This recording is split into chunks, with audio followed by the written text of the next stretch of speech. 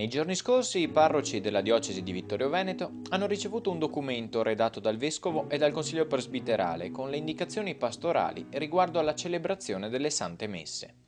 Si tratta di una rielaborazione aggiornata di un testo del 1993, redatto sempre dal consiglio presbiterale, che però non venne mai pubblicato. Nel nome del Padre e del Figlio e dello Spirito Santo. Il Signore sia con voi. Tacere da ora in poi, che sei tu in cammino con noi. Le indicazioni contenute nel testo risultano quanto mai utili oggi, a fronte di una costante diminuzione del numero dei sacerdoti e del progressivo innalzamento della loro età media. Le nuove linee da seguire, spiegate il 20 novembre dal settimanale diocesano L'Azione, non riguardano solamente l'aspetto quantitativo delle celebrazioni, quanto piuttosto l'aspetto qualitativo delle stesse.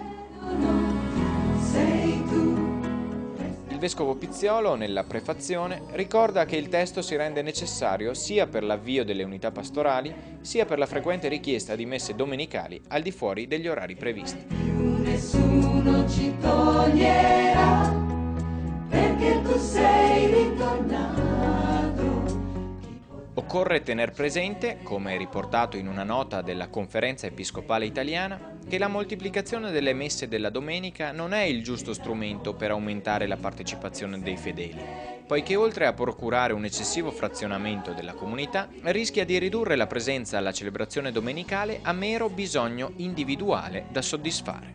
L'intento è quello di rimettere al centro della vita cristiana l'Eucaristia domenicale, alla quale l'intera comunità parrocchiale è convocata. Ancora spezzano pane l'eternità, come fuoco vivo si accende in noi un'immensa felicità.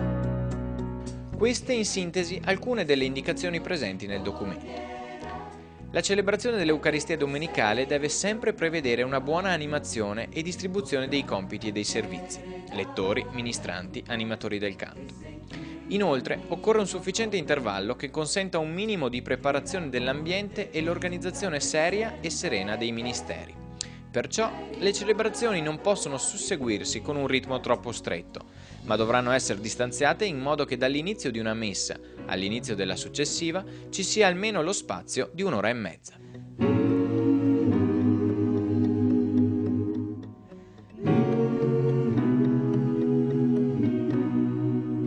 La presenza della nuova realtà costituita dalle unità pastorali esige che il numero delle sante messe domenicali non venga più deciso da ogni singola parrocchia in modo indipendente dalle altre, ma sia concordato a livello di unità pastorale e nel quadro dell'intera forania. Il numero delle celebrazioni deve essere proporzionale agli abitanti delle varie parrocchie. Per le parrocchie inferiori ai 1000 abitanti normalmente si prevede una sola messa, preferibilmente la domenica. Per le parrocchie tra i 1000 e i 2000 abitanti non si prevedano più di 2 messe festive. Per le parrocchie dai 2000 abitanti in su si potrà aumentare invece il numero di messe, ma in modo da non superare di regola le 4 messe, compresa quella della vigilia. Nelle città con più parrocchie, considerata la maggior facilità di spostamento dei fedeli, si studia una distribuzione di messe in ore sfalsate nelle chiese vicine. La celebrazione dei matrimoni di domenica presenta diverse difficoltà pastorali e per questo sembra opportuno scoraggiarla. Nel caso, il matrimonio sia celebrato nella messa di orario, inserendo la celebrazione nel contesto della vita parrocchiale. Perché tu sei ritornato, chi potrà tacere da ora in poi, che sei tu in cammino con noi. Le messe richieste da associazioni ecclesiali, movimenti, gruppi di preghiera convergano possibilmente nella messa parrocchiale della domenica o siano trasferite in altri giorni della settimana. Non vengano celebrate altre messe fuori dagli orari stabiliti, in occasione di feste civili, raduni di gruppi di tipo socioculturale o altre circostanze. Chi avanza tale richiesta è invitato a partecipare alla messa con gli altri fedeli.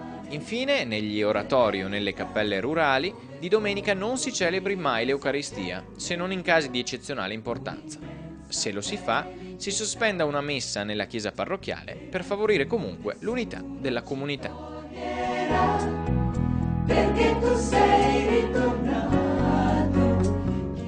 Queste indicazioni non vanno intese come regole ferree da applicare, quanto piuttosto degli spunti dati ai parroci per far vivere al meglio alle comunità parrocchiali la domenica come giorno del Signore. Vi benedica Dio Onnipotente, Padre, Figlio e Spirito Santo. La messa è finita, andiamo in pace. Buona domenica e buona settimana.